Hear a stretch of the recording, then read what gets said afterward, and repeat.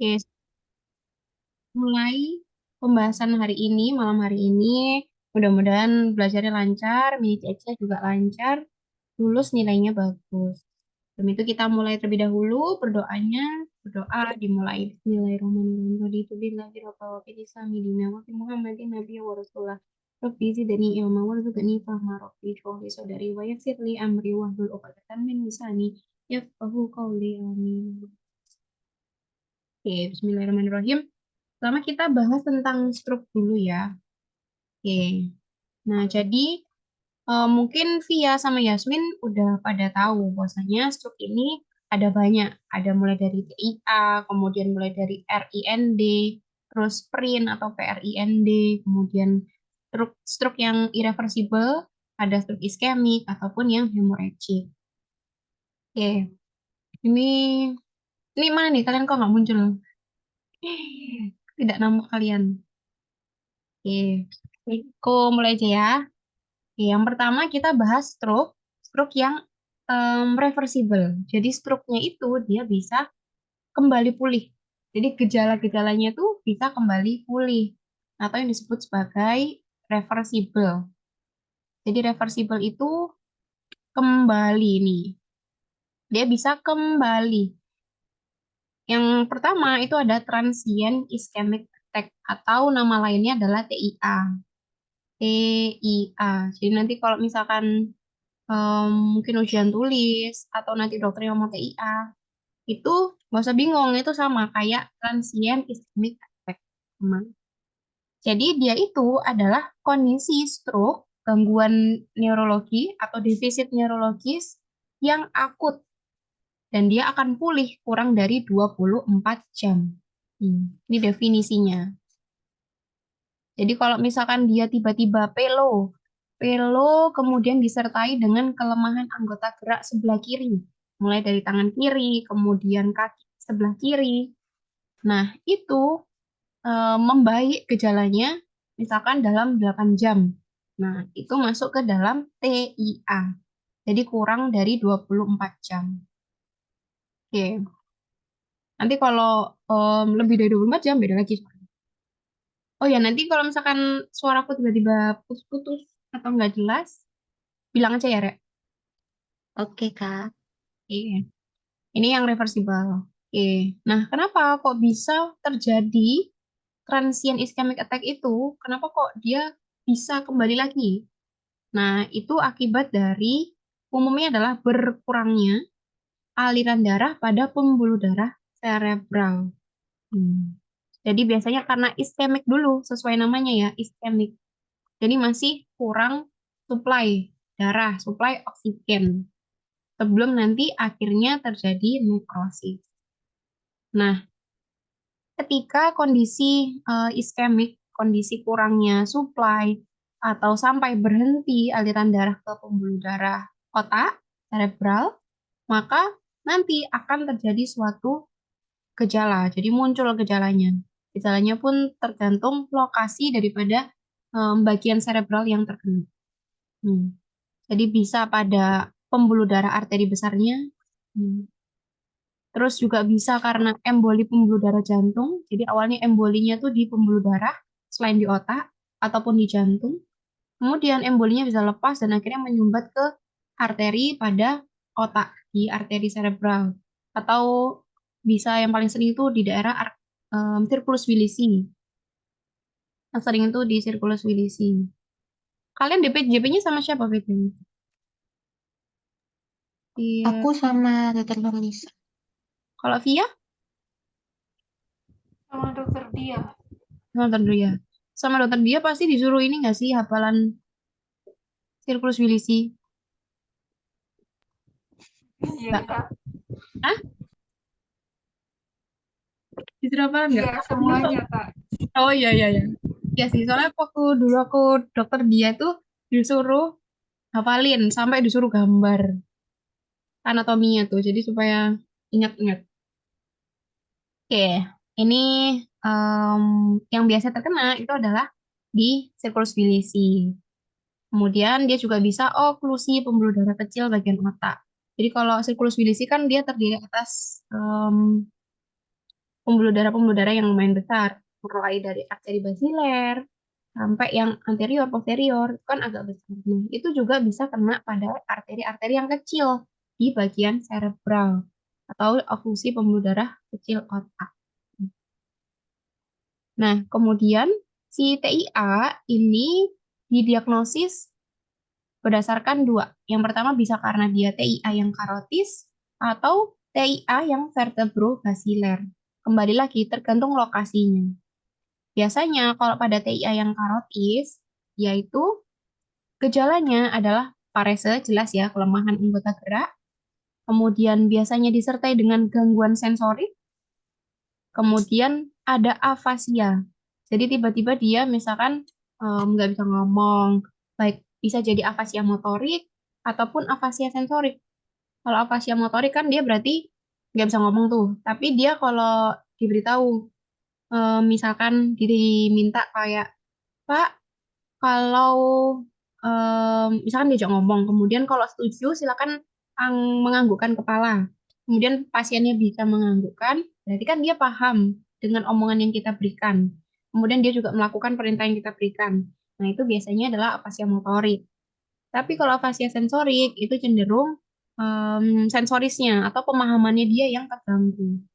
Jadi dia bisa ngomong, tapi ketika kita ajak ngomong tuh dia nggak nyambung misalkan.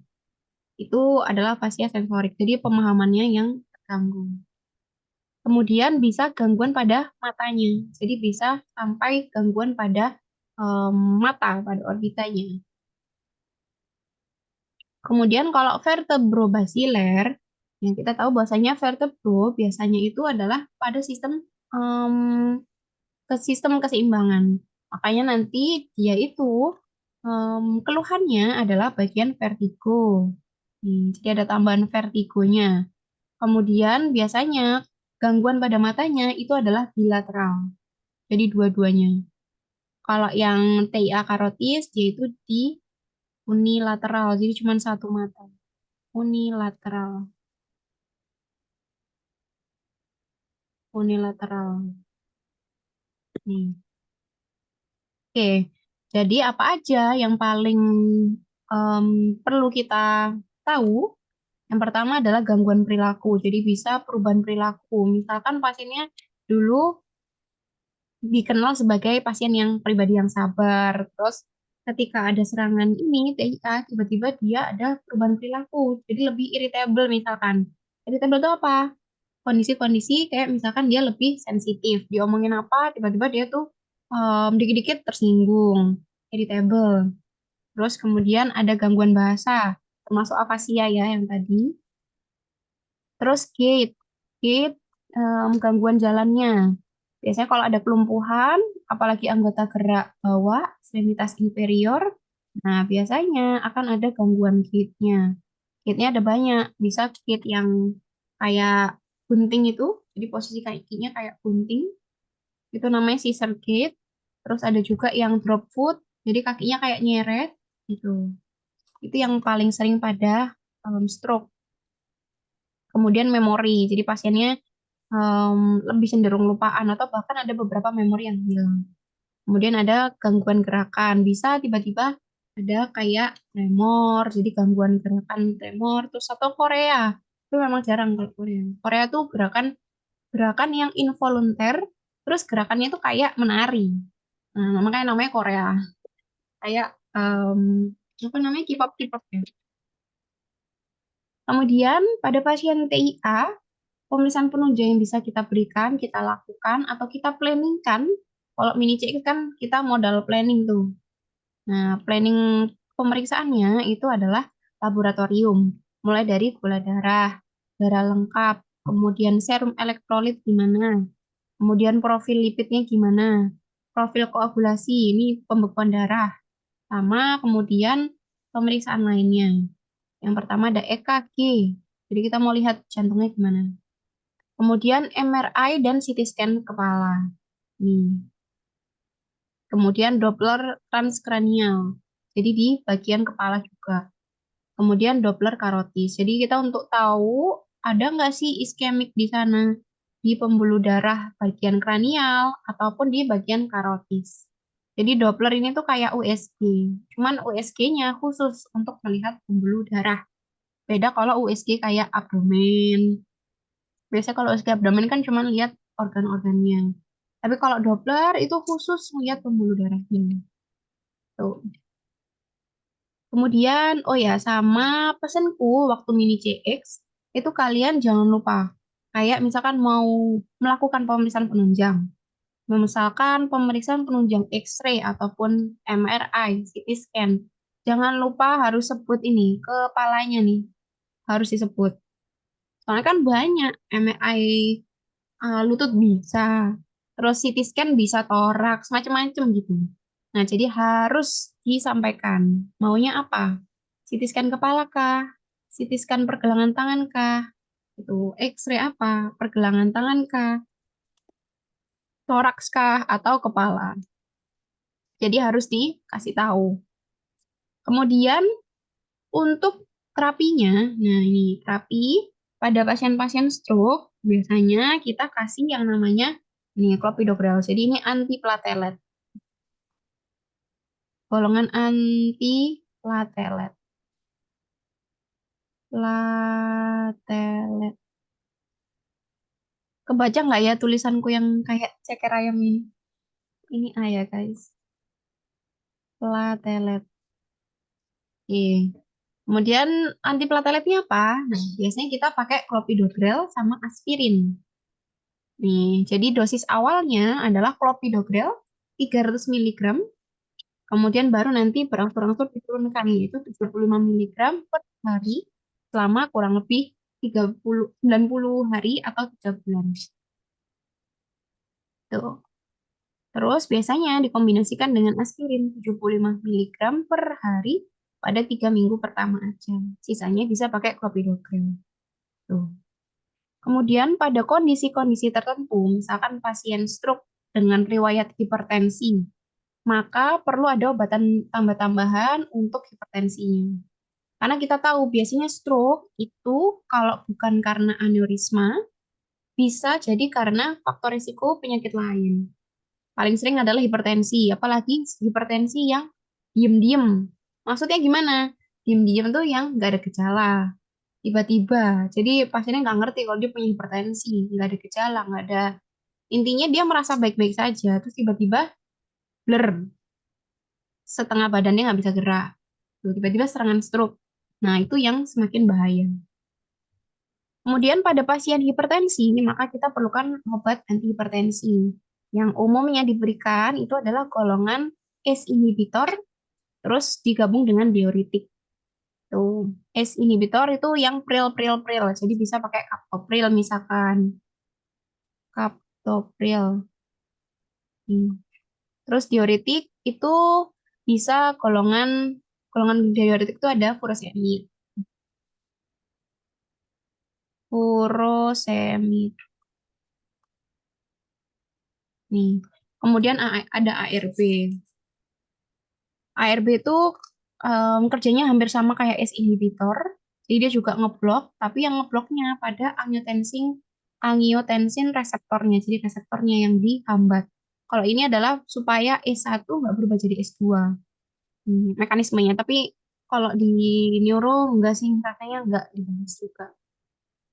Nah, goalsnya berapa? Tensi pada pasien hipertensi dengan stroke itu adalah kurang dari 140 per 90 atau 130 per 80 pada pasien yang ada DM-nya juga. Jadi kalau misalkan nggak ada pasien, nggak ada DM-nya, cuma hipertensi murni aja, maka segini normalnya. Bukan normal ya, targetnya. Kurang dari 140 per 90.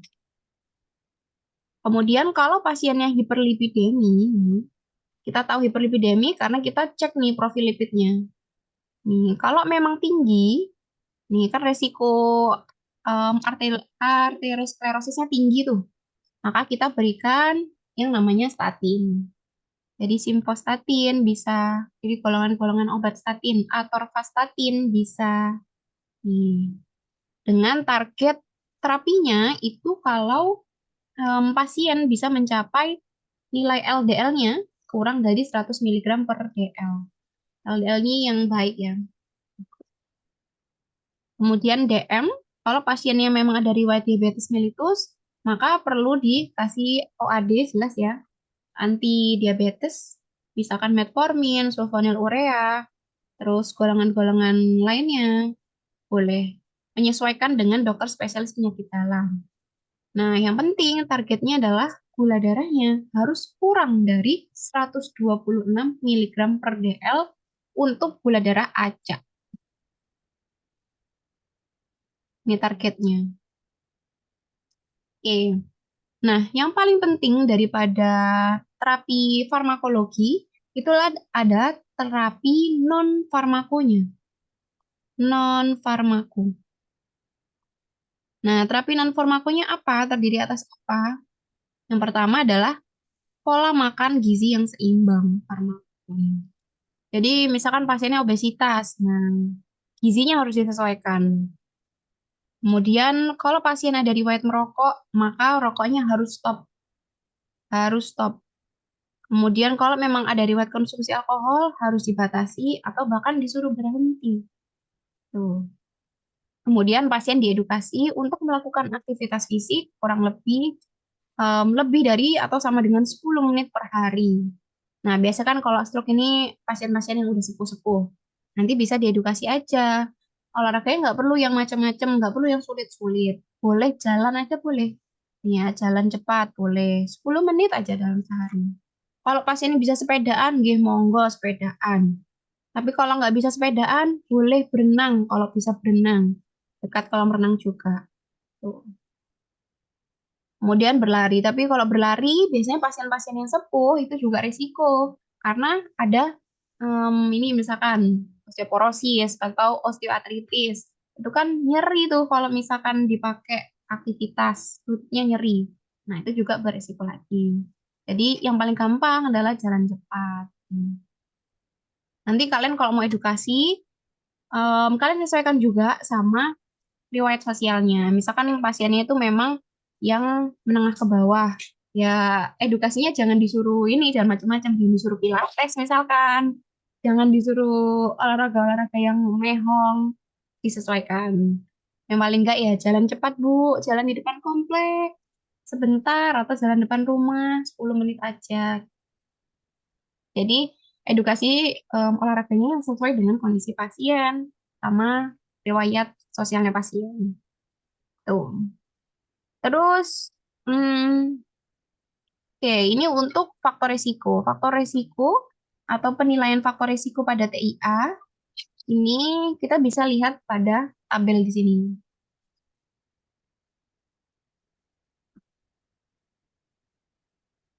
Kita bisa lihat di tabel ini. Yang pertama, faktor risikonya akan meningkat pada pasien-pasien dengan usianya lebih dari 60 tahun. Lebih dari atau sama dengan ya. Nilainya 1. Kemudian pasien-pasien dengan hipertensi. Contohnya pada pasien-pasien yang tekanan darah sistoliknya lebih dari atau sama dengan 140 dan diastoliknya lebih dari atau sama dengan 90. Nilainya 1. Kemudian skornya berdasarkan pada manifestasinya TIA itu sendiri. Bisa kelemahan sisi dengan atau tanpa gangguan bahasa. Jadi bisa kelemahan anggota gerak aja atau kelemahan anggota gerak ditambah dengan gangguan bahasa atau afasia. Nih, nilainya 2 kalau misalkan dia kelemahan sisi, jadi kelemahan anggota gerak, terus dengan atau tanpa gangguan bahasa. Jadi tanpa gangguan bahasa, nilainya 2. Tapi kalau gangguan bahasa aja, nilainya 1. Itu gampangannya ya. Terus perlu dilihat durasi TIA-nya itu berapa? Lebih dari atau sama dengan 60 menit atau 10 sampai 59 menit. Jadi kalau lama, jadi kelemahannya itu lama, jadi keluhannya tiba-tiba kelemahan anggota gerak atau tiba-tiba nggak bisa bicara. Itu berapa lama? 1 jam kah? Atau kurang dari 1 jam? Kalau 1 jam, nilainya adalah 2. Tapi kalau kurang dari 1 jam, nilainya 1. Nih, jadi semakin berat, semakin besar nilainya. Lebih 1 jam, 1 jam. 1 jam ke atas atau kurang dari 1 jam. Ini ya durasinya. Kemudian pasiennya ada riwayat diabetes atau enggak. Kalau ada diabetes, nilainya 1. Kalau nggak ada, ya berarti 0. Kemudian skornya nanti ditambah. Nah, disesuaikan. Nah, kita perlu tahu ini tujuannya adalah untuk menilai apakah pasien ini perlu dirawat inapkan atau tidak. Nah, kalau misalkan skornya cuma 1, skornya nilai 0 sampai 3, ya, 1 termasuk di sini, maka tidak terlalu butuh observasi di rumah sakit. Kecuali kalau ada indikasi lain seperti atrial fibrilasi. Misalkan pada EKG-nya jelek, ada gangguan irama, ada AF di sana, EKG-nya jelek. Ya udah, berarti pasien harus diobservasi di rumah sakit. Tapi selama nggak ada EKG-nya jelek, nggak ada AF, boleh dipulangkan. Kalau nilainya 0 sampai 3. Kalau nilainya 4 sampai 5, nih, maka lebih baik di rumah sakit kan. Jadi perlu diobservasi. Jadi perlu dipertimbangkan. Kalau nilainya lebih tinggi lagi, 6 sampai 7, maka harus wajib ya diobservasi. Jadi ibaratnya kalau 4 sampai 5 itu sunah aja. Sunah. Tapi lebih baik Lebih baik di MRS kan. Tapi kalau 6 sampai 7 sudah wajib. Gitu. Nah, ini kan banyak nih ya. Penilaiannya banyak. Kalian cukup ingat yang ini aja. Yang angka 4 sampai 5. Jadi kalau misalkan di total 4 sampai 5, berarti kan dia sebaiknya di rumah sakit kan atau perlu dipertimbangkan. Nah, kalau kurang dari 4 berarti nggak usah. Kalau lebih dari 5 berarti wajib. Tuh. Jadi ingat-ingat nilai tengahnya aja. Itu. Jadi ulang lagi bahwasanya penilaian ABCD pada TIA stroke itu adalah untuk menilai apakah pasien ini butuh di MRS kan atau tidak. Apa aja yang dinilai? Yang pertama usia, terus tensinya, kemudian ada diabetes atau enggak, kemudian pasiennya ini gejala TIA-nya kayak gimana, terus durasinya berapa lama. Tuh. Kemudian baru disesuaikan oleh skornya. Itu untuk TIA.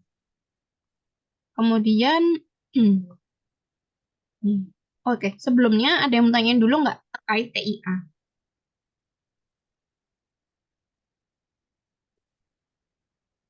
Ada yang mau tanyain dulu? Belum ada, Kak. Belum ya, aman. Oke. Oke, nanti waktu mini CX itu kan perlu tuh mulai dari anamnesis, pemeriksaan fisik, sampai planning dan edukasi. Nah, saranku setiap apapun kalian dapat kasus apapun, prinsipnya adalah untuk anamnesis itu kalian wajib terus di sini. Anamnesis itu secret seven. Anam, jadi harus runtut RPS-nya gimana, RPD-nya gimana, RPK-nya gimana,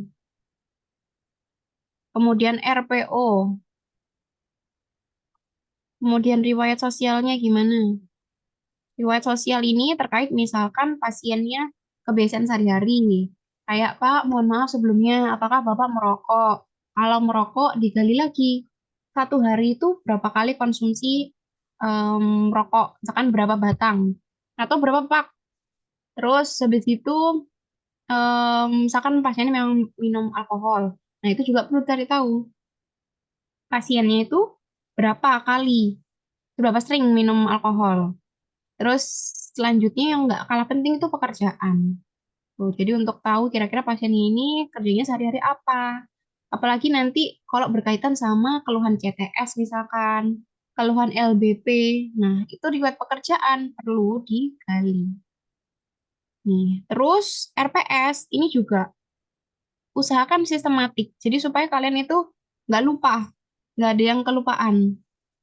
Sistematik mulai dari apa? Ingat-ingat em, Secret Seven sama, sorry, ya Secret Seven, Secret Seven. Masih ingat nggak Secret Seven apa aja? Masih ingat, Jasmine? Iya, Via. Kamu nggak ada suaranya, Via? Hmm.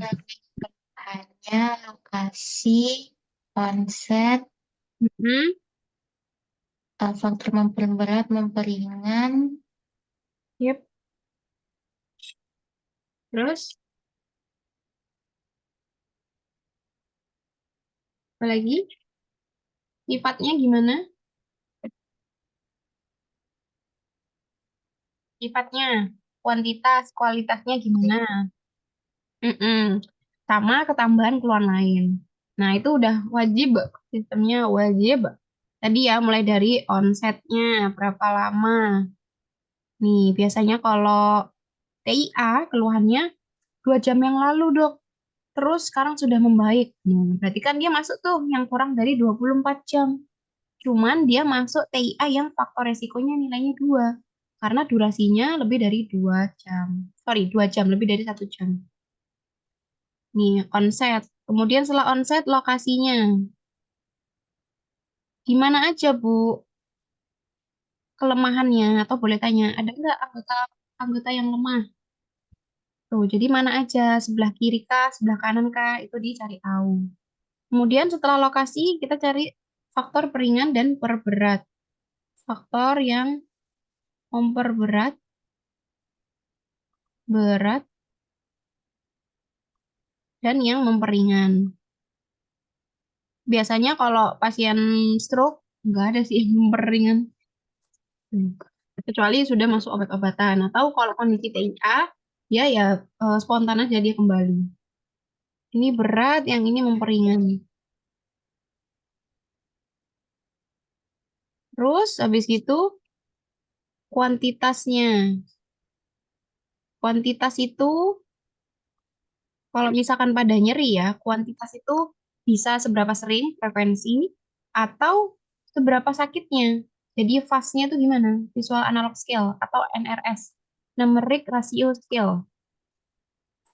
Nih kuantitasnya. Jadi misalkan nanyanya bisa gini. Dari 0 sampai 10, 0 itu angka yang ringan, 10 itu kondisi nyeri berat, sampai mengganggu aktivitas. Kira-kira rasa nyeri yang ibu rasakan itu di angka berapa? Itu. Itu untuk tahu kuantitasnya. Kemudian kualitas. Kualitasnya adalah gimana rasa sakitnya? Panas kah? Nyut-nyutan kah? Seperti, kok kualitas lagi? Ini kuantitas, ini kualitas. Ya benar. Terus seperti ditusuk-tusuk kah? Atau seperti tersetrum? Nah, ini yang terakhir baru kasih keluhan lain. Keluhan lain. Tuh. Jadi usahakan sistematik supaya tidak ada yang terlewat. Nanti kalau ada keluhan lain boleh digali lagi. Tuh. Terus, oke, oke kita bahas yang stroke. Sekarang adalah stroke yang irreversible. Jadi dia tidak bisa kembali. Dia nggak bisa kembali. Definisinya adalah gangguan neurologis yang sifatnya mendadak atau akut dan terjadi lebih dari 24 jam. Jadi keluhannya itu akan bertahan selama lebih dari 24 jam. Hmm, tuh. Dia sifatnya irreversible. Hmm. Oh ya, tapi ada juga keluhan stroke yang dia itu masih stroke yang masih reversible selain TIA tadi ya, reversible. Pernah dengerin nggak IND? Hmm. Pernah. Nah, ya itu. Masih sering dipakai nggak sih istilahnya itu? Jarang sih. Kak, aku kayaknya cuma denger aja sih. Mas. Sekarang ya. Oke. Iya. Ya ini sangu aja, BE kalau ditanyain sama dokternya kalian tahu. Kalau TIA itu dia kurang dari 24 jam keluhannya.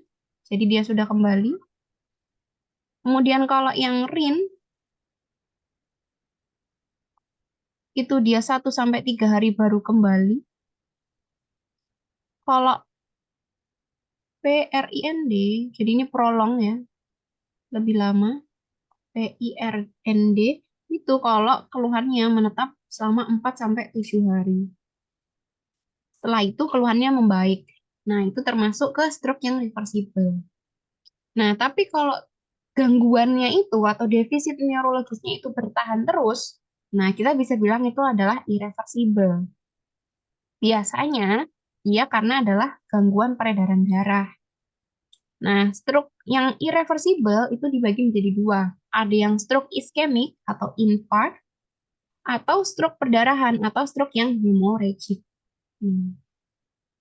Kemudian kalau stroke iskemik atau infarct itu biasanya disebabkan karena oklusi. Oklusi itu kayak penyumbatan. Jadi ibaratnya kayak pipa, terus ada oklusinya, ada misalkan batu yang nyumbat atau kotoran nyumbat. Nah, otomatis dia mungkin awalnya iskemik, suplai darahnya kurang. Tapi lama-lama kalau misalkan dia nutupnya full ya, maka dia akan terjadi infarct.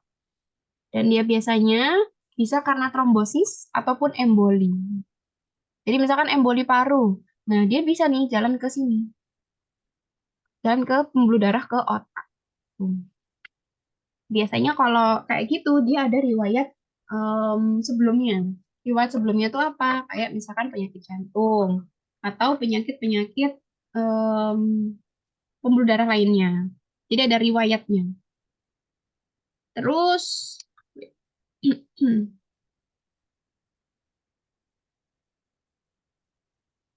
ya, kalau trombosis itu dia faktor risikonya adalah khususon yang usianya tua, terus habis itu dia ada DM, ada hipertensi, terus pasien-pasien yang ada merokok, nih ya, faktor risiko rokok, terus aterosklerosis atau hiperlipidemi, nih hiperlipid. Tulisanku kebaca nggak sih? Hiperlipi, oh elek. Hiper,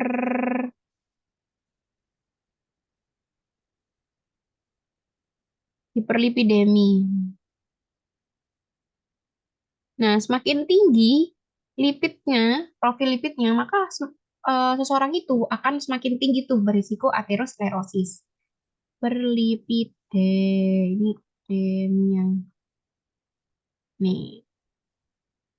Nah, baru kalau emboli itu adalah pasien-pasien yang memang punya faktor risiko penyakit jantung. Jadi kayak misalkan ini penyakit jantung.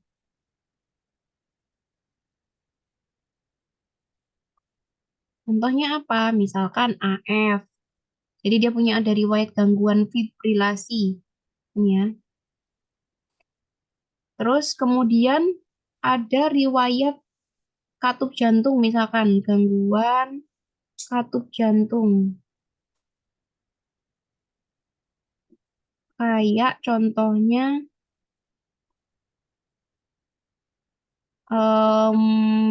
mitral stenosis atau MS.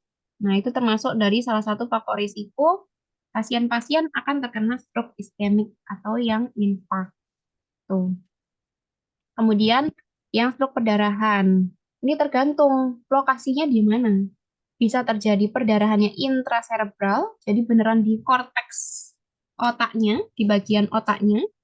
Biasanya dia ini berkaitan dengan hipertensi yang tinggi, tinggi pol, hipertensi maligna. Hipertensi maligna itu kalau misalkan tensinya 180 per lebih dari 130. Jadi ini kan wis tinggi banget Hmm.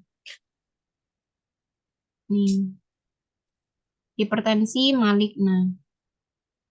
Kemudian kalau perdarahan subarachnoid, baru dia itu yang berhubungan dengan aneurisma.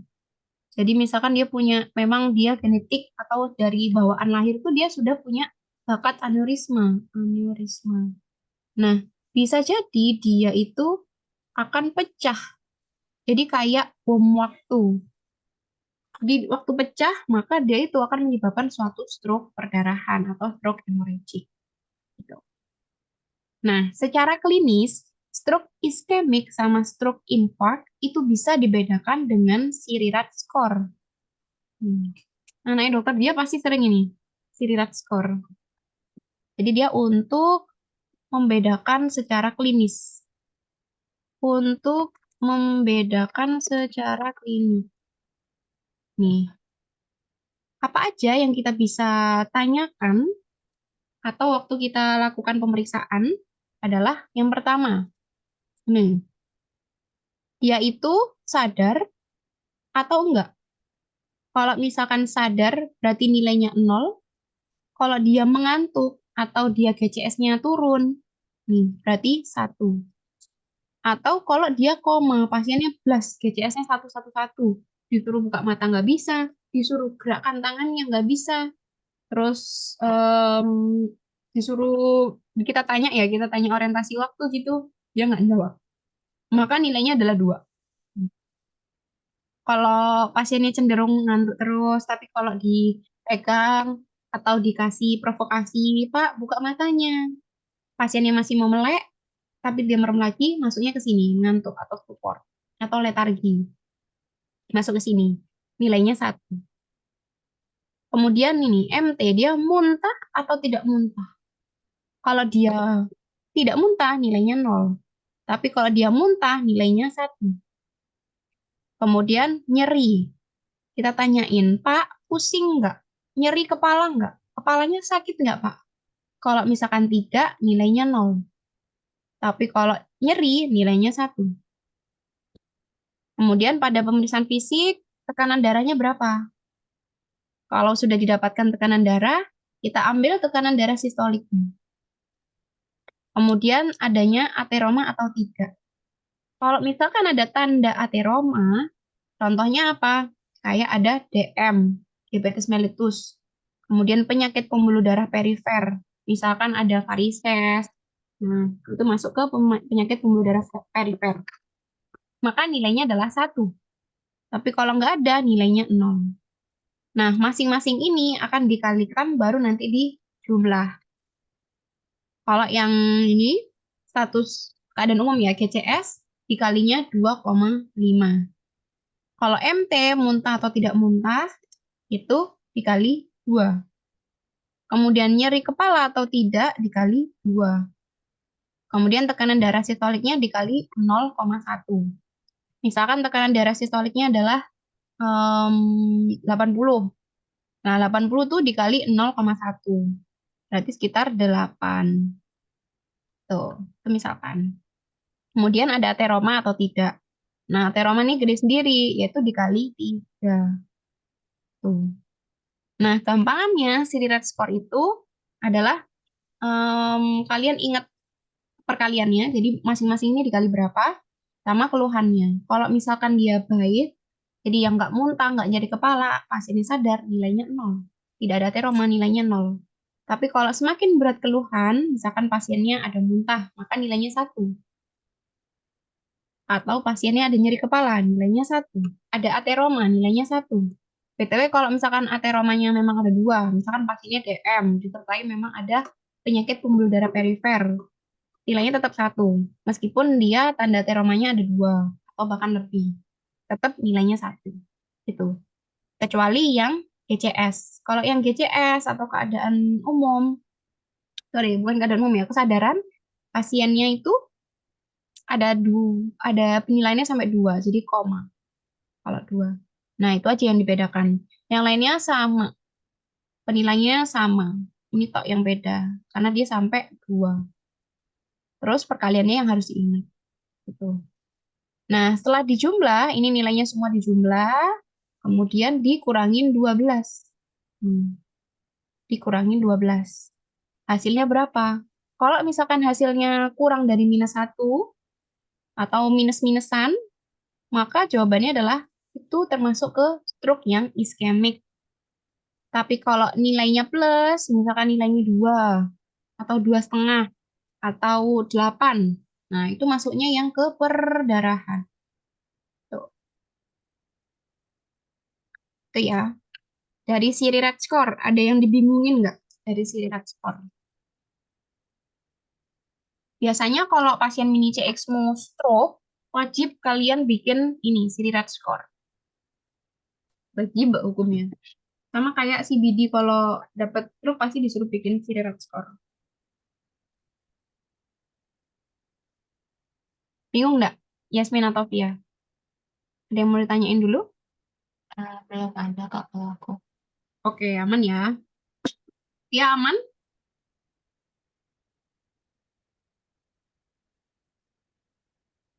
Oke, kalau aman kita lanjut.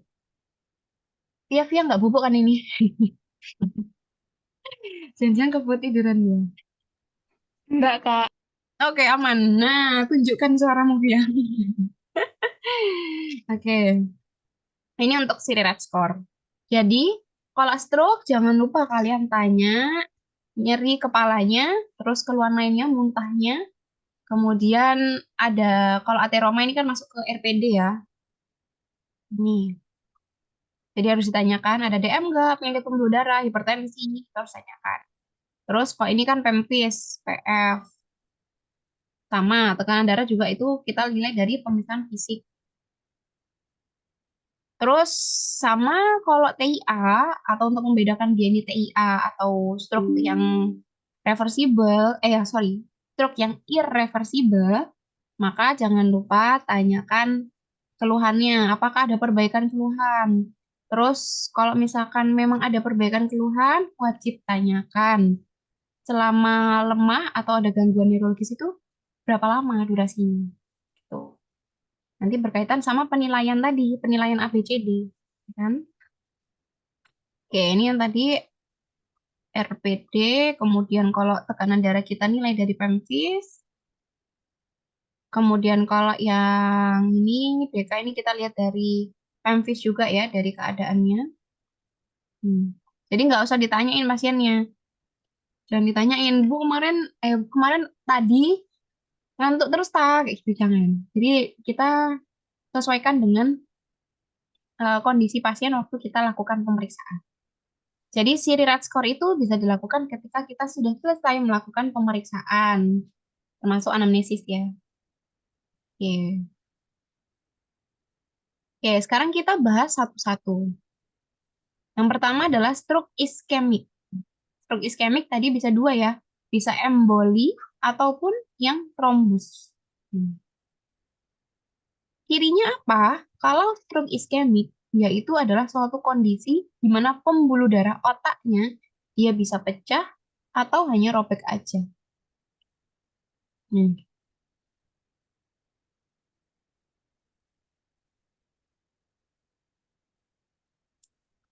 Obstruksi pembuluh darah. Kayaknya kebalik ya. Kalau iskemik itu masih buntu aja, jadi oklusi. Kalau sampai pecah pembuluh darahnya itu berarti dia perdarahan biasanya. Hmm. Ini ada orangnya ya guys, jangan kira ini ada sosok yang tidak dilihat. Hmm. Ada ponakan tuh. Oke, lanjut lanjut. Tadi iklan.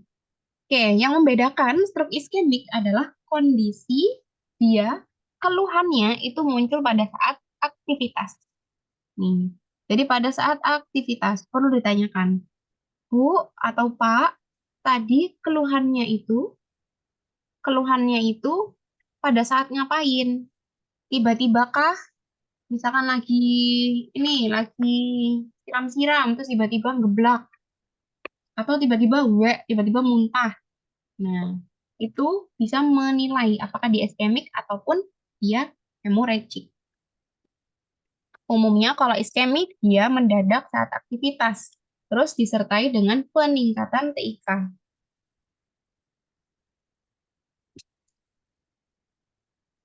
Oke, kemudian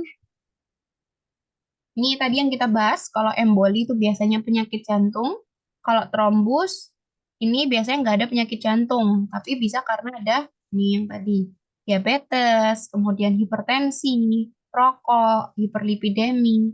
Nah, biasanya ada faktor risiko itu. Kemudian diagnosis yang lainnya adalah kita lakukan pemeriksaan fisik.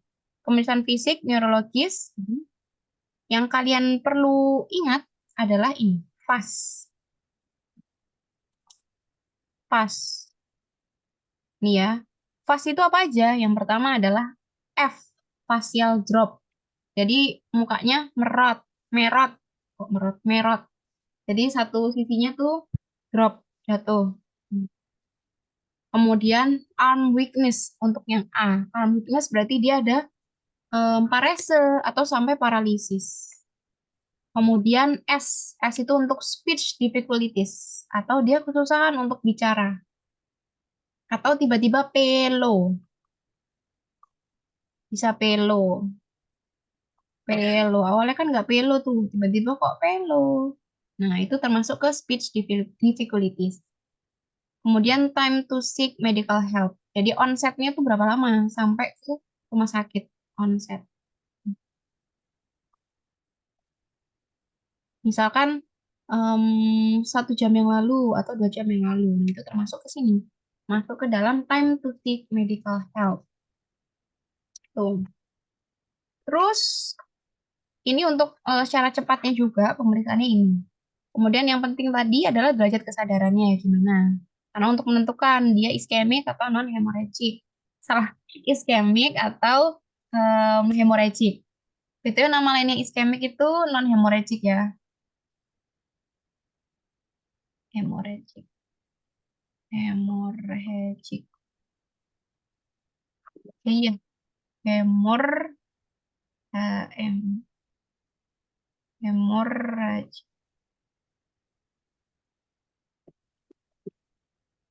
Oke. Kemudian kelumpuhan saraf kranialis. Jadi wajib dilakukan pemeriksaan kranial. Nih, nervus kranialis itu ada 12 ya. N1 sampai 12. Nervus kranialis. Kranialis. Panggil ya. Ini aja guys. Nih, nervus kranialis 1 sampai 12. Udah pada ini, apa namanya, pemeriksaannya aman? Aman, Aman ya. Sering nggak sih dilakukan? sering. Kemarin kan Kalian- juga di UPS. Oh iya benar. Dapat dapat pasien ini, pemeriksaan kranialis. Dapat Kak. Iya. Dapat. Wow. Semuanya kalian Kalau lakukan. kalau aku kemarin terus Naila mintanya semuanya. Wow. Ya, ya, ya, ya, ya. Terus kalian bawa sendiri atau ya bahkan itu kan ada yang hangat. Kan kalau di box hijau kan nggak ada tuh kalau hangat-hangatan. Minta kemarin minta air panas. Oh bisa ya. Oke, oke. Enak kalau udah dilakukan. Mini cek tinggal merem ngelakuin. Enggak ya. Amin. Amin. Oke, kemudian defisit sensorik. Defisit sensorik ini sama sekaligus bisa dilakukan pada nervus cranialis. Sekaligus. Kemudian gangguan otonom. Contohnya pasiennya tiba-tiba nggak bisa nahan kencing. Jadi gangguan miksi. Kemudian gangguan fungsi kognitif. Tadi termasuk memori. Kemudian termasuk pasiennya irritable. Itu masuk gangguan fungsi kognitif. Kemudian, nah, pemeriksaan apa yang kita planningkan itu adalah pemeriksaan CT scan kepala tanpa kontras. Ini adalah gold standarnya pada pasien-pasien stroke. Ini ya. Ingat-ingat harus tanpa kontras. Ini dia adalah gold standar. Hmm. Kemudian bisa MRI dengan MRI. Kalau MRI itu kita lihat angiografinya. Jadi kita lihat pembuluh darahnya. Di bagian mana sih yang terjadi oklusi atau penyumbatan. Tuh. Kemudian Doppler karotis sama vertebralis tadi ya untuk tahu dia tuh TIA yang mana, karotis kah atau vertebrobasiler. Kemudian Doppler transkranial. Kemudian ini untuk radiologi, pemeriksaan radiologi, berat, ya, radio. Tapi yang sering di RS itu biasanya cuma CT scan, terus MRI. MRI pun mahal ya. Jadi yang biasanya paling sering itu adalah CT scan kepala tanpa kontras karena udah masuk full standar. Kemudian em, laboratorium ini PT, APTT ini termasuk faktor koagulasinya. Jadi kita lihat faktor koagulasi. Kemudian kimia darah, gula darah untuk tahu nih riwayat diabetesnya gimana. Wait. Ngecas bentar. Bentar guys, tak. Ngecas dulu.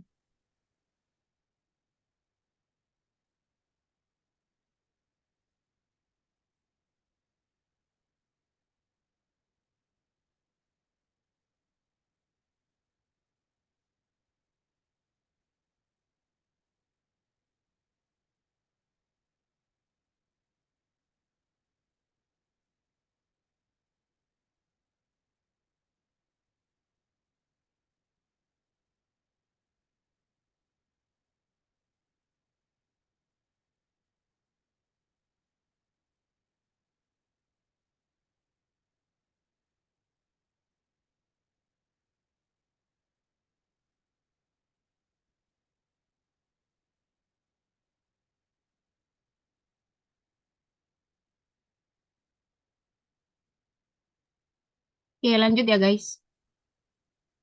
Oke, kayaknya tuh ini kebalik. Mendadak saat itu. Hmm.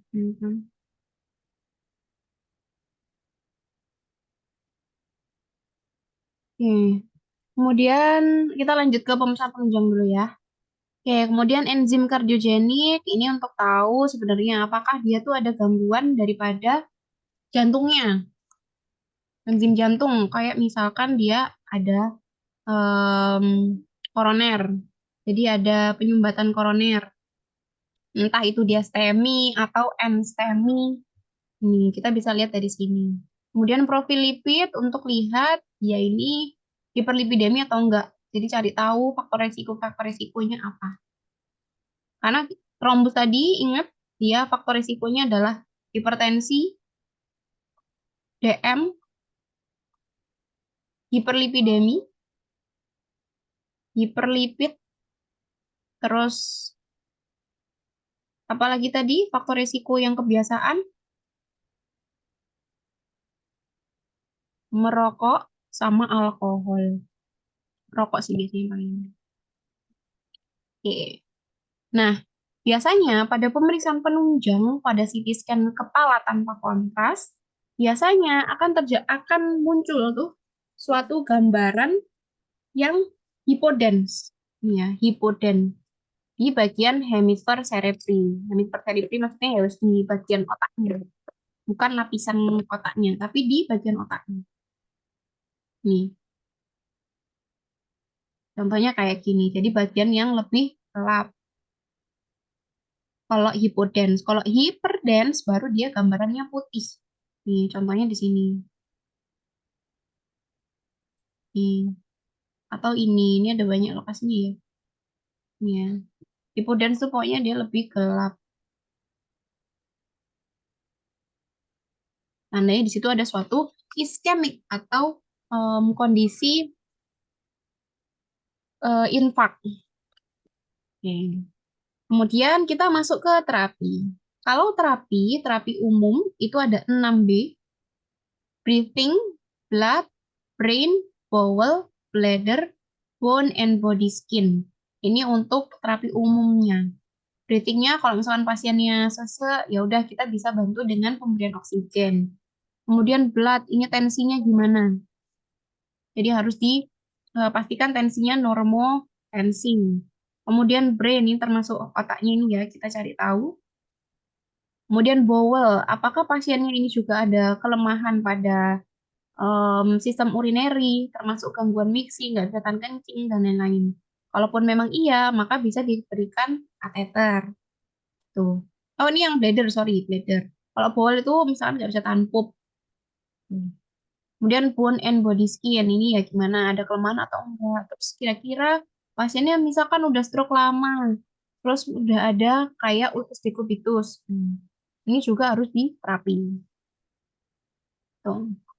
Nah, untuk terapi spesifik pada stroke, itu umumnya kita kasih trombolisis. Jadi kita kasih obat-obatan intravena. Itu harus cepat. Jadi kita harus agresif pemberiannya. Apa aja? Bisa pakai antitrombos. Kemudian kita pakainya bisa trombolisis intravena. Nah, dosisnya adalah 0,6 sampai 0,9 mg per kilogram. Maksimalnya adalah 90 mg. Kemudian pemberiannya, cara pemberiannya itu kita bolus dulu 1 menit. Ini diberikannya 10% dari dosis, jadi sedikit aja dari dosis ini. Kemudian sisanya diinfus selama 1 jam, kurang lebih 90% dosisnya. Itu dulu, awalnya itu dulu. Baru setelah 24 jam, baru kita kasih aspirin. Aspirin tadi ya, antiplatelet. Antiplatelet. Antiplatelet. Antiplatelet.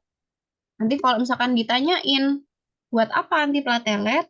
Maka jawabannya adalah untuk menghambat agregasi platelet atau pembentukan platelet lagi.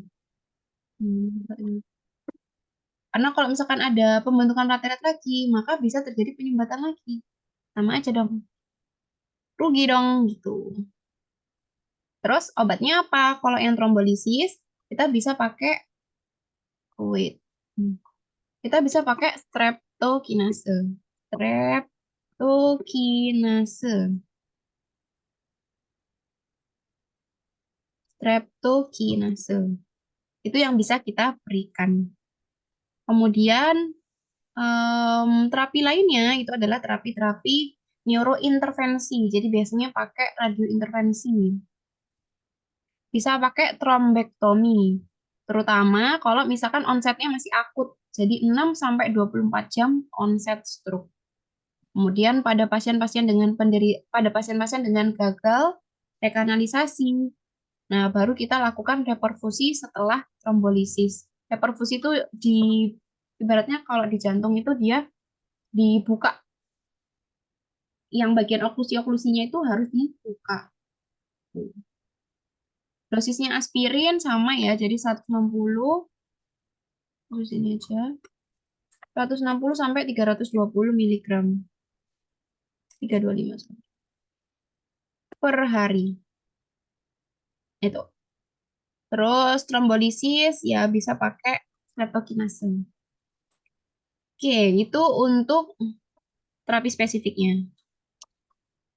Kemudian untuk pencegahannya, jadi kan biasanya pasien stroke itu beresiko untuk serangan stroke yang berikutnya. Nah, serangan stroke berikutnya bisa dicegah dengan yang pertama adalah modifikasi gaya hidup. Nih, jelas. Jadi kalau misalkan pasiennya memang sudah ada riwayat merokok, alkohol, maka itu harus dihindari. Kemudian pengobatan sesuai faktor risiko. Jadi kalau misalnya ada DM, ya udah DM-nya diobati dengan OAD. HT diobati dengan obat antihipertensi. Begitu pula pasien dengan kondisi hiperlipid. Jadi bisa dikasih statin. Tadi ya, ya ini. Ini adalah pengobatan pada kondisi dengan faktor risikonya. Kemudian kita bisa kontrol, jadi pemberiannya aspirin, kita kasih aspirin 325 mg 12 jam setelah onset atau 24 jam setelah trombolisis. Baru clopidogrel. Jadi kombinasi antara aspirin dan juga clopidogrel. Kemudian baru kita berikan antikoagulan seperti warfarin.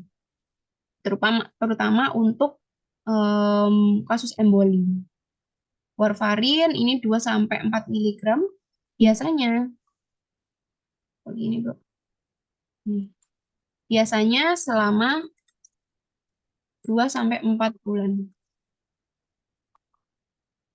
Loh, kok gini? Wait. 2 selama 2-4 bulan. Nah, apa sih ini? 2-4 bulan ya. Nih. Nah, kalau yang antiplatelet ini, aspirin, clopidogrel, ini biasanya seumur hidup, guys. Nih, antiplatelet. Nanti kalau kalian masuk ke jantung, nah obatnya tuh mirip-mirip, sama-sama pakai platelet. Dan preparat yang sering digunakan, ya ini aspirin sama clopidogrel. Oke, terpenuhi. Oke. Ini untuk alurnya ya. Jadi pada pasien dengan stroke iskemik yang akut, konsepnya kurang dari 4,5 jam, kemudian ada tanda-tanda klinis, tekanan darahnya kurang dari 185 miligram, milimeter air raksa, mmHg, per 110.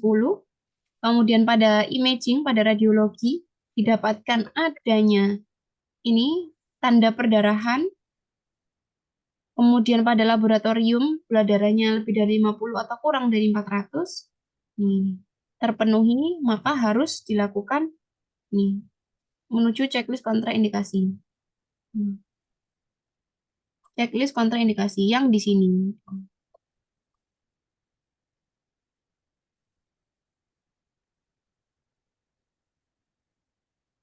Nih ya. Nih. Jadi pada pasien-pasien yang ada kontraindikasi, misalkan ada ini hipoatenesi atau sebelumnya sudah ada riwayat stroke iskemik. Ini termasuk salah satu kontraindikasi dilakukannya trombolisis intravena. Jadi pasiennya nggak boleh tuh, nggak boleh pakai trombolisis, nggak boleh pakai trombolitik yang ini, nggak boleh pakai streptokinase, nggak boleh pemberian streptokinase. Tuh.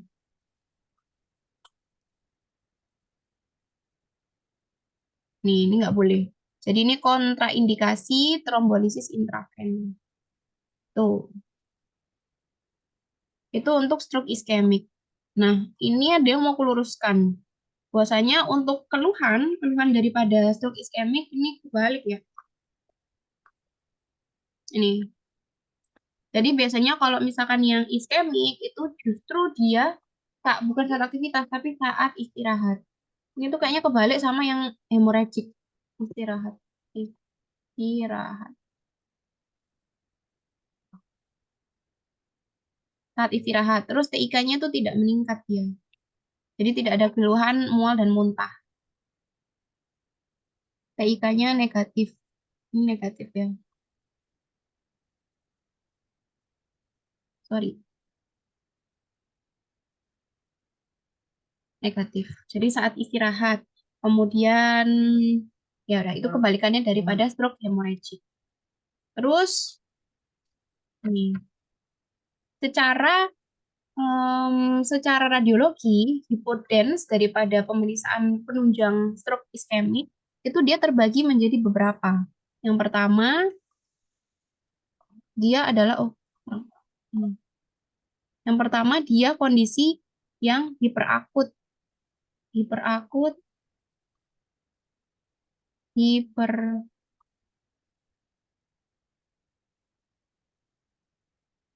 itu kalau misalkan dia kurang dari 0 sampai 6 jam. Terus kondisi akut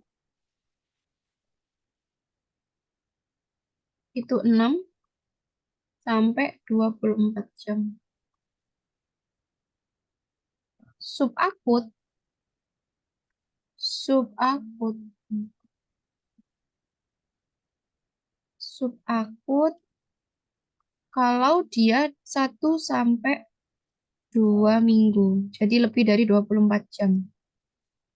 Kemudian baru kronis. Kronis kalau misalkan dia lebih lama lagi, yaitu lebih dari 2 minggu. Ini gampangannya lebih dari 24 jam.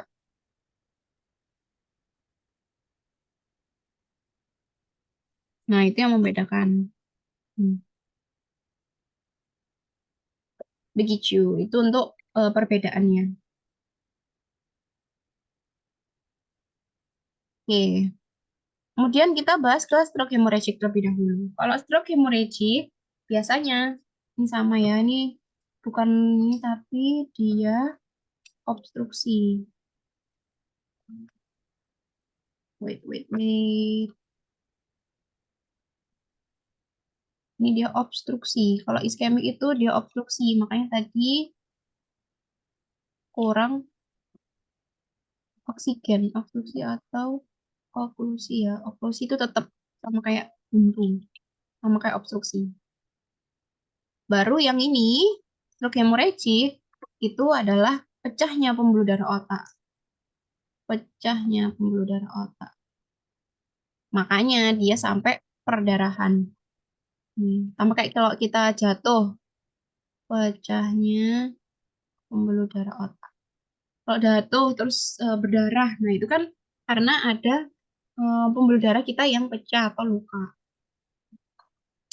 Oke, tadi sudah bahwasanya ICH sama SAH. Jadi stroke hemorrhagic itu ada ICH sama SAH, tergantung lokasinya di mana. Untuk diagnosisnya, biasanya kalau stroke hemorrhagic itu keluhannya adalah justru dia mendadak hemorrhagic. Jadi dia saat tidur bukan dia, tapi saat saat aktivitas. Nih, jadi mendadak saat aktivitas. Kemudian biasanya memberat, jadi pasiennya pingsan atau dia itu ada penurunan kesadaran. Penkes ya, aku tulis penkes, jangan bingung. Penurunan kesadaran, penkes. Kemudian biasanya dia itu ada tanda-tanda TIK positif. Nih, tanda-tanda TIK itu apa aja? Mulai dari nyeri kepala, muntah, penurunan kesadaran, pasiennya kejang, terus ada defisit neurologis. Nih, seiring perluasan perdarahan. Jadi sesuai dengan lokasinya. Misalkan dia ada paralisis tangan sebelah kiri atau tangan kaki sebelah kiri. Itu termasuk defisit neurologis. Atau pelo juga termasuk defisit neurologis. Itu yang membedakan dia ini adalah stroke hemorrhagic. Kalau dari anamnesis. Kemudian, ini pemeriksaan neurologis. Sama, kalau pemeriksaan neurologisnya sama ya, mulai dari fas, kemudian derajat kesadarannya gimana. Biasanya kalau pada stroke hemorrhagic, dia ada penurunan kesadaran, ada penkes. Terus kelumpuhan saraf kranialis sama level 1 sampai 12. Nah, yang membedakan adalah di sini. Di mana pada kondisi stroke hemorrhagic kan terjadi suatu perdarahan tuh. Maka gambarannya bukan lagi hipodens, tapi hiperdens. Hiperdens. Jadi warnanya itu dia akan putih. Nih, lokasinya tergantung. Nih ya, hiperden. Nih, dia biasanya kalau kalau misalkan dia adalah ICH, ICH itu berarti dia di cerebralnya, nih, bagian ini juga. Yang celing-celing-celing itu biasanya adalah ICH karena perdarahan. Intinya tuh kalau celing-celing itu perdarahan. Ini ya, ini kalau di parenkim ini namanya ICH. Ini hemorrhagic. Tapi kalau misalkan dia SAH, nih, gambarannya dia itu akan mengisi girus-girus atau sulcus. Karena dia lokasinya adalah subarachnoid. Jadi di lapisannya, lapisan meningen. Subarachnoid. Kan otak kita nih di kepala, nggak tiba-tiba otak gitu. Makanya Nggak tiba-tiba habis tulang terus otak kan. Ada lapisan-lapisannya. Stroke arachnoid. Nah, yang terkena pada kondisi stroke hemorrhagic, kalau di lapisannya itu adalah SAH atau stroke arachnoid hemorrhagic. Dan gambarannya karena dia itu di lapisan, maka dia kan gambarannya kayak gini, mengisi girus-girus atau sulcus. Nih, nama kerennya dia itu kayak bintang. Jadi stellata. Hmm, nih, nih, jadi kayak gambaran bintang atau stellata atau mengisi girus. Mengisi girus atau sulcus. Girus atau sulcus. Nah, ini udah kata kunci pada SAH. Kalau yang stroke iskemik dia sama aja, dia sama-sama gelap hipoten sih. Oke, untuk lain-lain sama. Jadi yang membedakan adalah si hasil dari CT scan kepala tanpa kontras. Ini juga sama-sama gold standard untuk stroke ya. ES gold standard. Oke, itu untuk yang membedakan. Gitu. Terus sekarang kita masuk ke terapi, sorry. Kalau terapi umumnya sama ya, tetap 6B. Terus kalau terapi khusus atau terapi spesifik, yang pertama kita biasanya masuk ke perawatan unit stroke. Atau biasanya kalau nggak ada ya ICU. Intinya itu kita lakukan perawatannya secara intensif.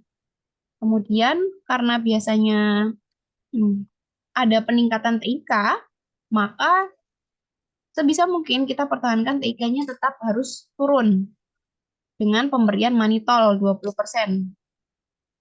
dengan dosis 0,5 sampai 1 gram per kilogram berat badan.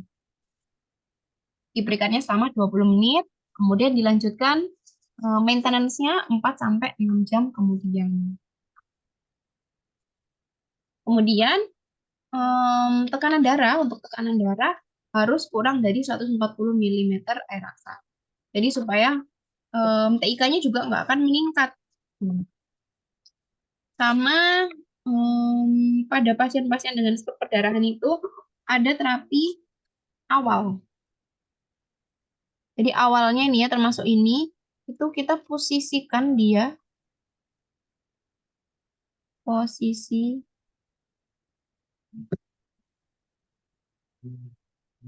kepalanya elevasi, posisikan head up atau elevasi kepala.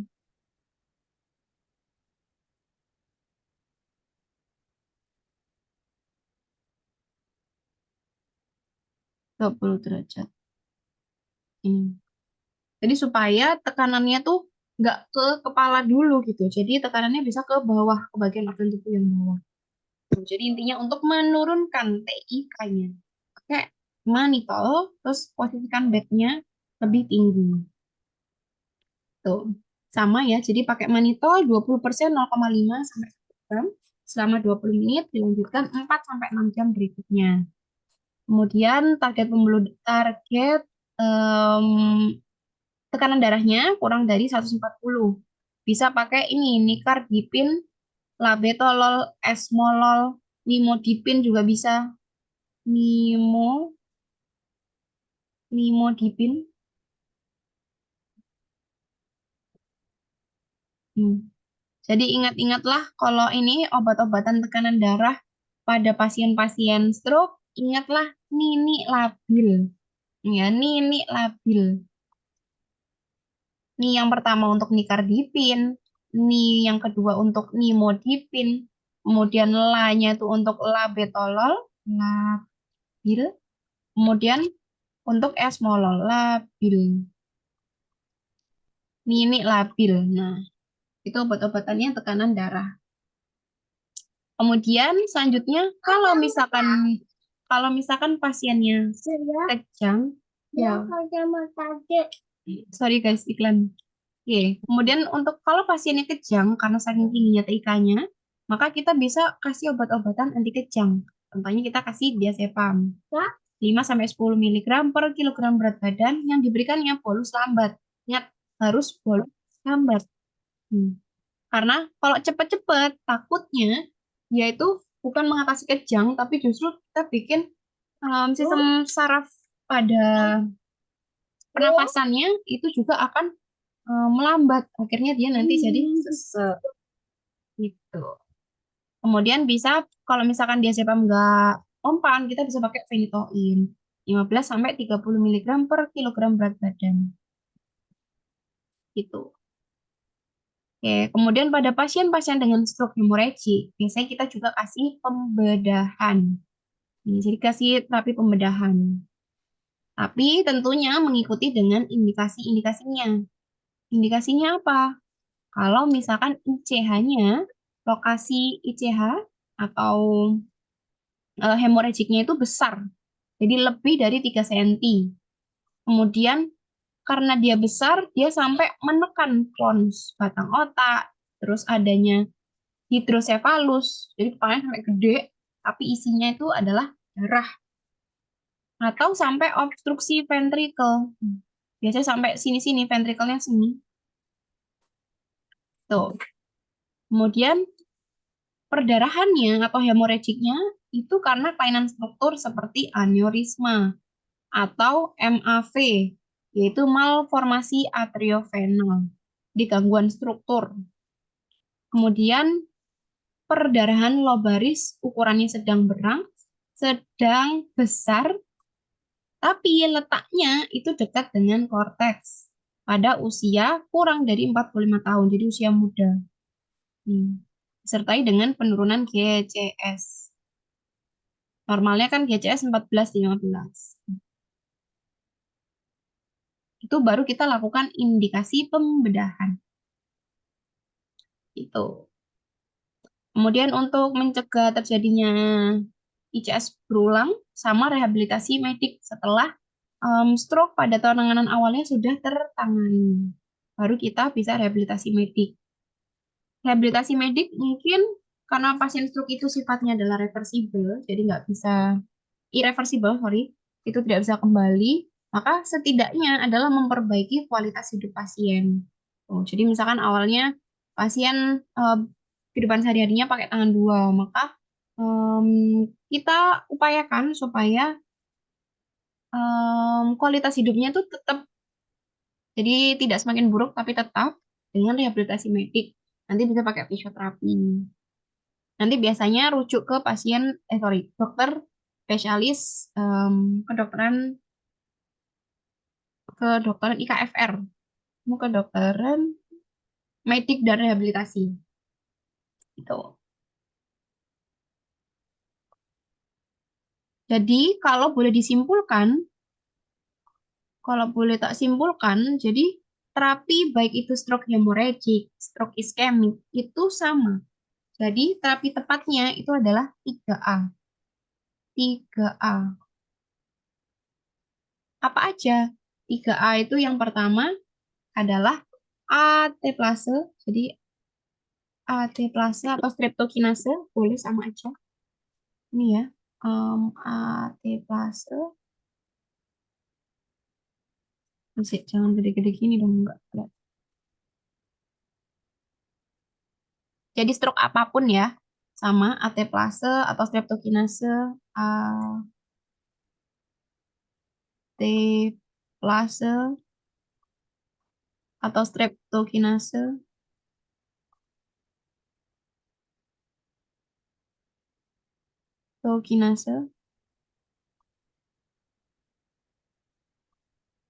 yang mana ini adalah trombolitik.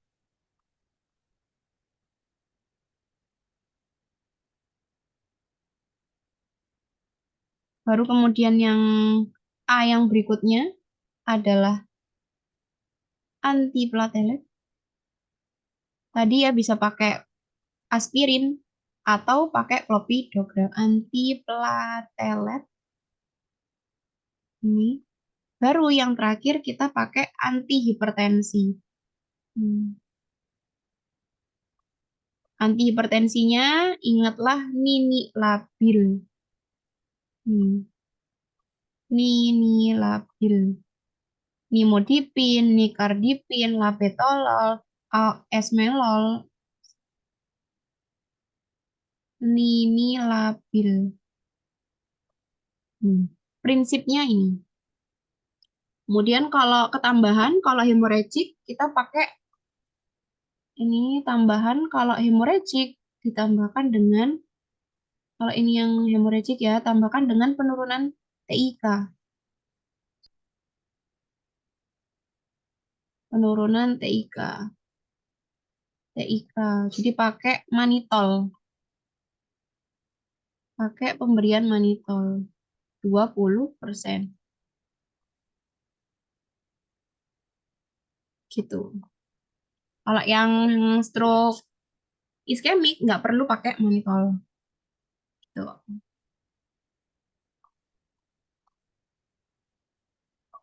Untuk diagnosisnya, penulisan diagnosis, bingung nggak? Enggak ya. Kan pokoknya kalau pada kondisi, bukan kondisi sih, pada neurologi, diagnosisnya kan ada 3. Ada diagnosis klinis, klinis, diagnosis topis, sama diagnosis etiologi. Kalau diagnosis klinis disesuaikan sama keluhan pasien. Biasanya pasien dengan stroke keluhannya apa? Tulis topis.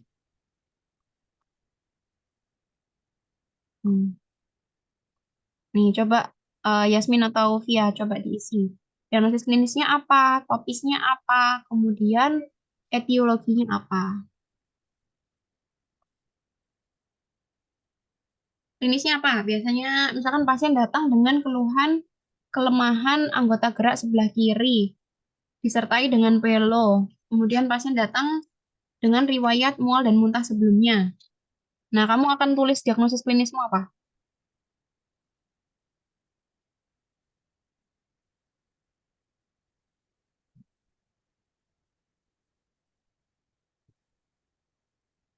Apa, guys? Udah apa? Udah selesai. Belum? Ngapain? Belajar. Apa? Apa, Yasmin? Via? Halo? Guys, guys? Masih melek, guys? Jangan dong. Via, Yasmin, Via, Yasmin, aman?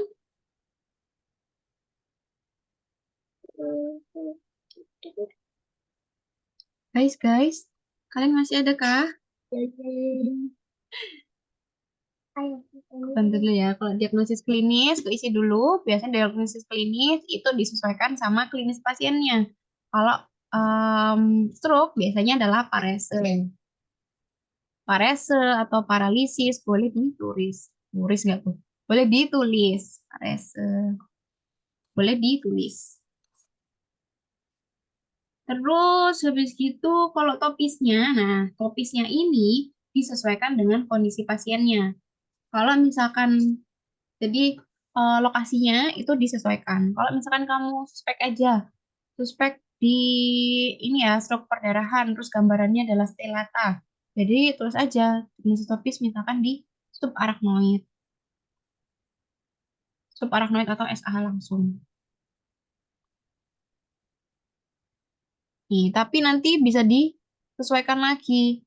Kalau terlihat ya lokasinya, itu bisa misalkan kamu tulis misalkan arteri cerebri media atau cerebri media anterior ke atau posterior. Posterior. Itu disesuaikan sama gambarannya. Kalau misalkan dia di depan, ini nih ya, misalkan lokasinya dia di depan. Kalau di sini berarti anterior. Kemudian kalau di tengah berarti dia media. Kalau misalkan di bagian lobus occipital berarti dia posterior. Tuh, disesuaikan aja sama lokasinya. Ini ditulisnya. Kemudian baru diagnosis etiologinya bisa stroke hemorrhagic, stroke hemorrhagic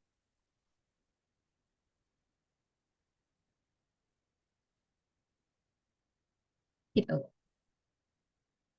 Ini harus diingat-ingat bahwasanya dia ada tiga diagnosisnya kalau pada neuro. Kasusnya apapun dia ada tiga. Pokoknya kalau klinis berarti dia keluhan pasiennya secara klinis. Kalau topis adalah lokasi pasiennya. Kemudian kalau etiologi ya udah penyebabnya apa. Tuh. Kalau ini kan kita ngomongin stroke gitu. Ini stroke. Stroke insya Allah sudah selesai. Oke. Ada yang mau ditanyain dulu Via sama Yasmin?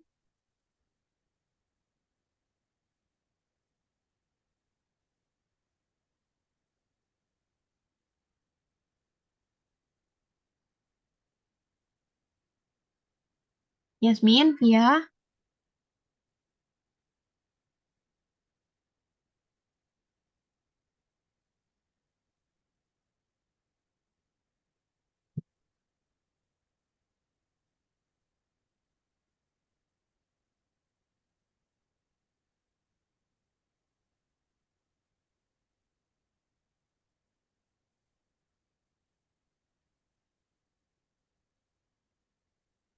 Via, Yasmin.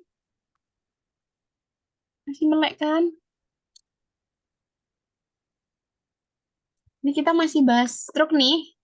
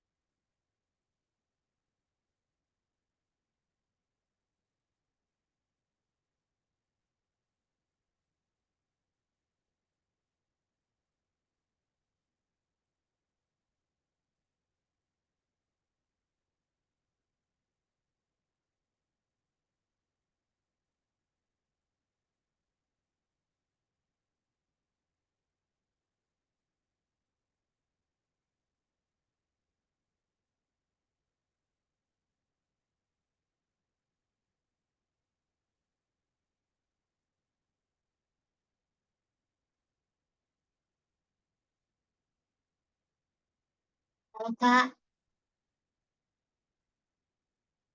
Halo Yasmin, udah tah. udah. Oke, aman.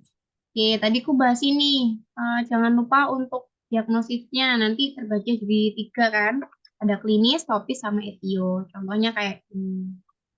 Nanti kalau topis itu kan letak ya. Jadi tergantung pada gambaran ininya. Gambaran radiologinya. Dia lokasinya di media. Terus apakah dia di anterior, di depan, atau di bagian belakang, di daerah occipital. Nanti ditulisnya sesuai. Tapi kalau misalkan ragu-ragu ya tulis saja misalkan ICH gitu langsung tulis apa.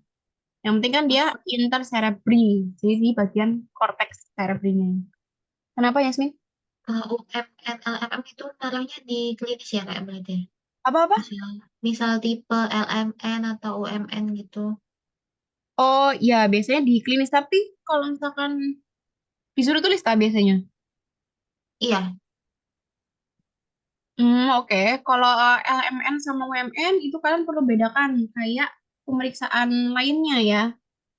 Jadi kayak di sini pemeriksaan neurologisnya boleh ditambahin juga pemeriksaan refleks-refleks. Refleks fisiologis, refleks patologis ya, fisio sama patologis. Nah, itu beda antara yang LMN sama UMN. Nanti tulisnya boleh di sini, boleh di lower motor neuron. Lokasi, di topis. Oke, biasanya kalau ini gimana? Topis kan eh, lesi. Gimana Yasmin? biasanya itu,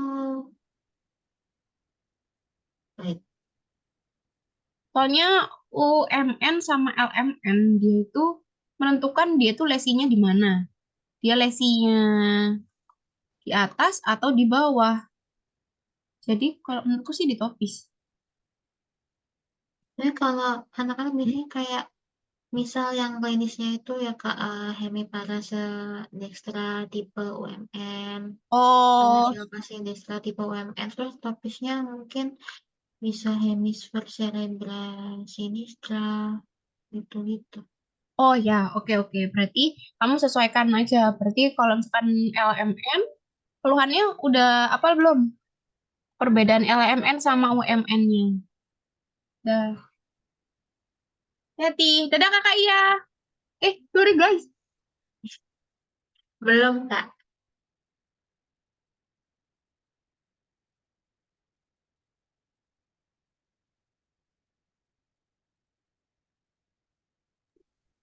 Oke oke, sorry guys. Oke, jadi bedanya antara si LMN sama UMN kita harus tahu nih. Jadi tadi ya, nih nggak ketulis. Kita perlu lakukan pemeriksaan fisiologis sama patologis juga. Kita masuk lagi ke sini. Pakai warna yang beda. Oke. Gimana kalau misalkan pada lesi UMN, ini aku tulis ya, UMN sama ini UMN, ini LMN. Lower motor neuron. Neuron. Di aku kayak nggak gerak ininya,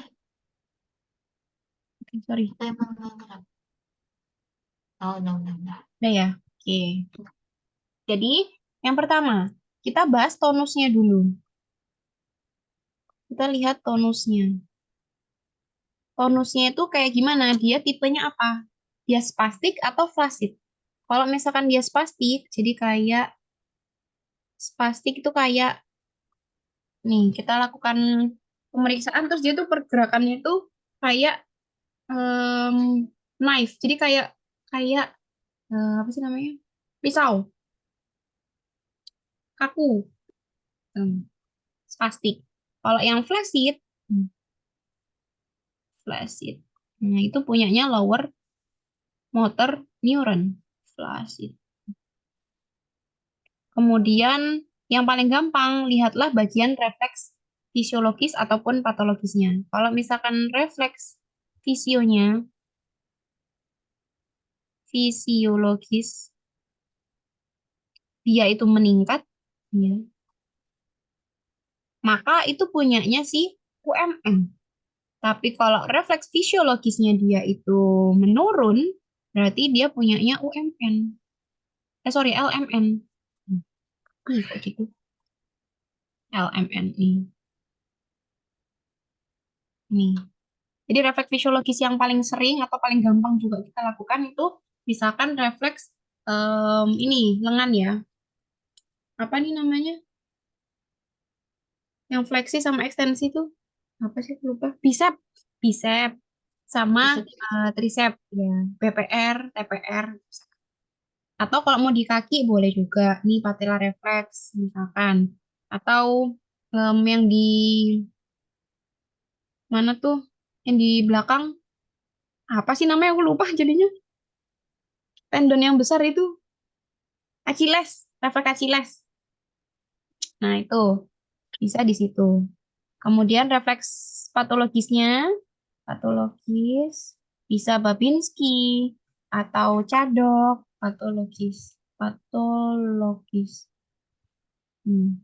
Kalau di tangan sih paling gampang ya, Hoffman, Bromner. benar. Nah, itu paling gampang. Singkat juga, sisanya kan baru di kaki. Nah, kalau pada lesi yang UMN jadi di atas, dia akan positif. Harusnya kan udah nggak ada tuh refleks patologis pada kondisi normal. Nah, dia ada positif. Tapi pada lower motor neuron dia nggak ada negatif. Itu yang membedakan sekali. Kemudian sama atrofi otot. Atrofi. Atrofi ototnya ya sesuai yang kalian periksa. Misalkan kalian periksa bicep. Nah, dia ada atrofi atau enggak? Biasanya kalau atrofi otot pada UMN itu terjadi atrofi pada otot-otot yang tidak digunakan. Disuse atrofi. Jadi disuse, disuse. Jadi kalau misalkan ya sama kayak orang normal. Kalau otot yang lama tidak dipakai, otomatis kan dia akan kecil. Beda kalau misalkan otot-otot, misalkan orang yang suka rajin nge-gym. Nah, ototnya tuh justru hipertrofi kan, jadi kayak besar. Kayak Adera itu, nah, kan gede tuh, karena dia dipakai. Nah, pada UMN, dia itu memang atrofi, tapi pada kondisi yang otot yang tidak dipakai. Nah, kalau pada LMN, itu dia positif, baik yang masih bisa dipakai ataupun yang enggak. Jadi ada atrofinya. Tuh. Terus tonus sama klonus. Klonus tuh kayak ototnya kayak juten gitu. Klonus. Nah, kalau klonus pada UMN itu dia ada klonusnya positif. Kalau LMN klonusnya negatif. Negatif. Negatif. Nih, gitu. Kalau aku sih paling gampang yang karena sering juga dilakukan ini. Lihat fisiologis, patologis, sama tonus. Tonus klonusnya sih. Biasanya kalau klonus biasanya dia ada kayak suatu kalau kita lakukan pemeriksaan itu dia kayak ada ototnya tuh pemeriksaan motorik ya dia kayak ada kejutan nih kayak dedek dedek tuh. Nah itu klonus. Nah paling enggak kalian tahu refleks fisiologis sama patologis. Kalau misalkan dia positif berarti UMN. Kalau negatif berarti dia LMN. Itu sih patologis sama fisiologis. Oke. Nah baru nanti kita langsung pindah ke sini ya. Parese nervus bukan parese dextra sinistra terus tipe apa? LMN atau LUMN. Ini kemudian kalau topisnya tadi kayak em, yang biasanya aja Yasmin. Oke, jadi bukan bukan ini. Bisa langsung arterinya yang terkena apa atau bisa langsung secara umumnya aja. Hemisfer mana? Hemisfer cerebri dextra atau sinistra. Misalkan gitu. Ini terutama pada pasien-pasien ICH. Itu kan jelas tuh dia kelihatan di otak yang sebelah mana, kanan atau kiri. Terus etionya ya udah disesuaikan juga. Stroke iskemik, hemorrhagic, boleh disesuaikan. Hmm. Kalau ragu dia trombosis atau emboli, nggak usah ditulis sih menurutku. Cukup stroke iskemik. Baru kalau ditanya, baru kita bisa jawab sesuai dengan faktor risiko pada pasien. Kak, Dalam.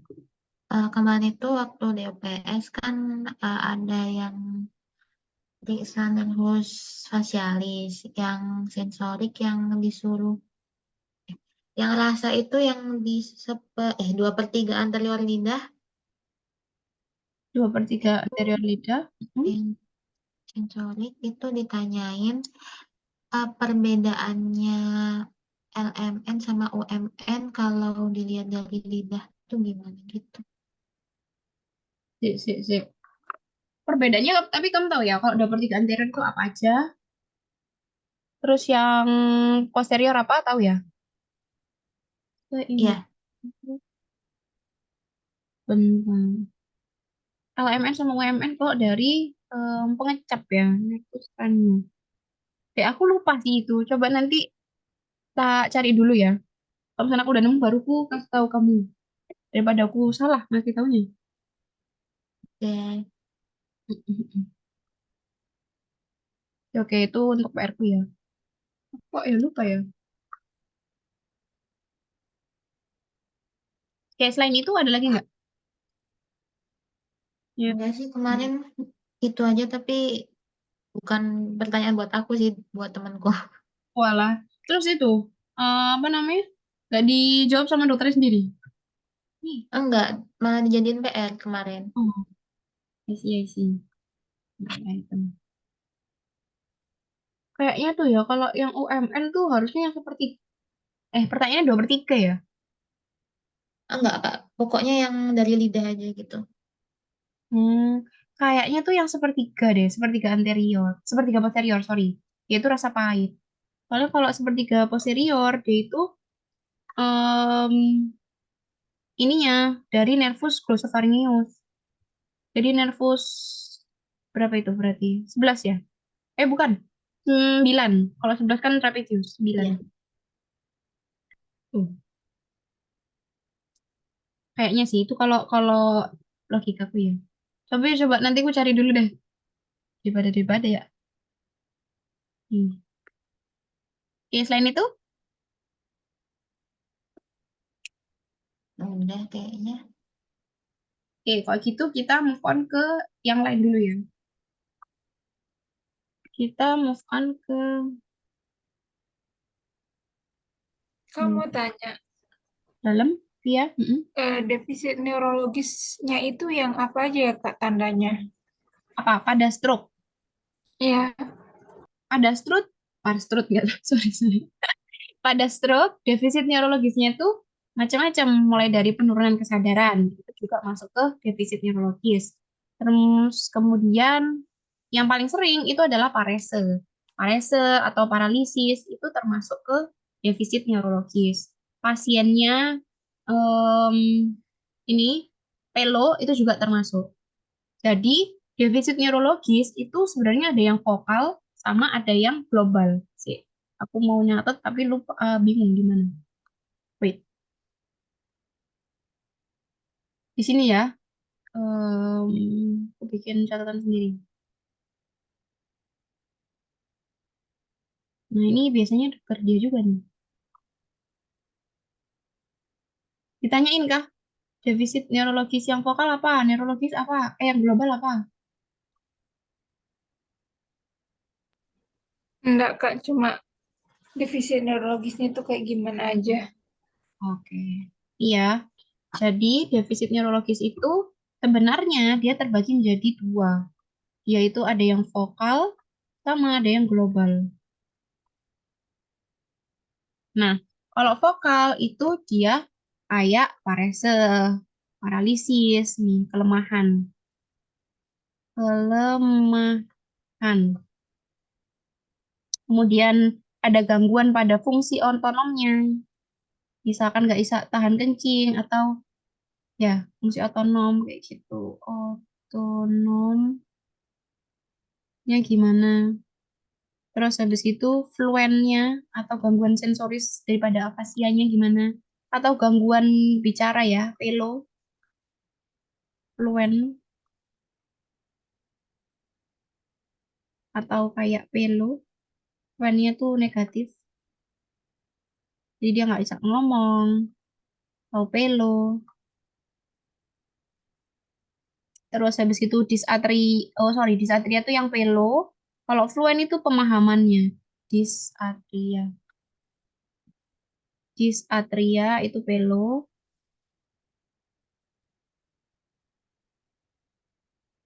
Kalau fluen itu yang pemahamannya yang nggak bisa. Jadi kayak afasia sensorik.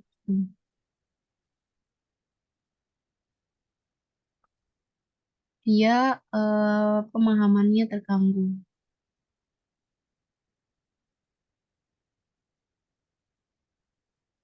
Kemudian gangguan penglihatan.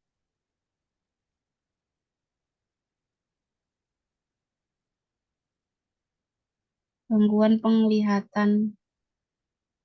Sama yang terakhir adalah gangguan sensorik dan motoriknya.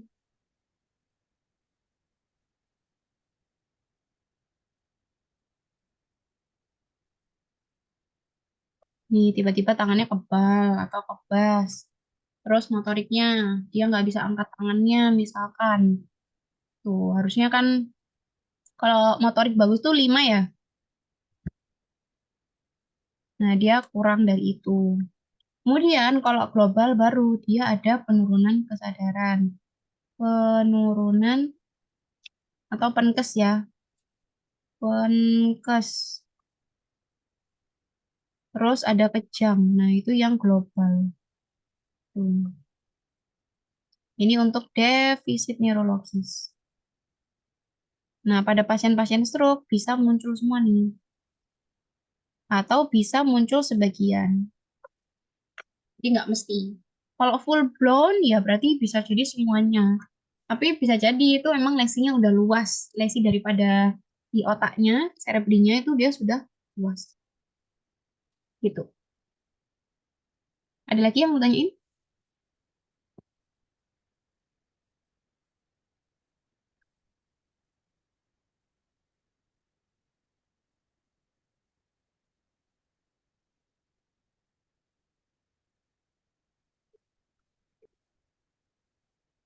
Udah Kak, kayaknya Aman? aman insya Allah. Kan, Oke. Kak. Oke. Saranku kalau misalkan dapat stroke, lakukan pemeriksaan semuanya. Jadi mending nggak usah dapat stroke. Kalau bisa milih ya. Oke. Kita lanjut Bell's palsy. Ada nggak nih di sini?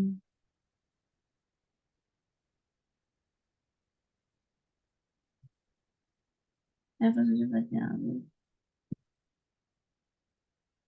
Nggak ada, wait.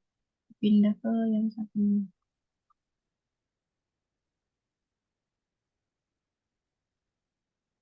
Gimana?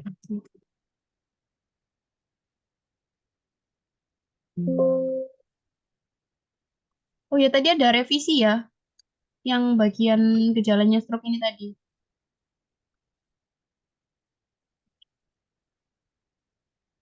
Wait, wait. Iya,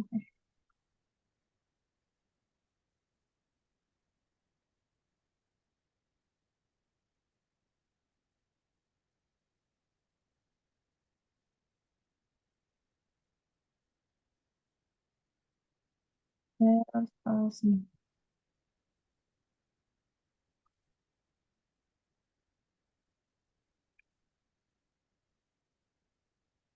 Bentar guys, kok nggak ada?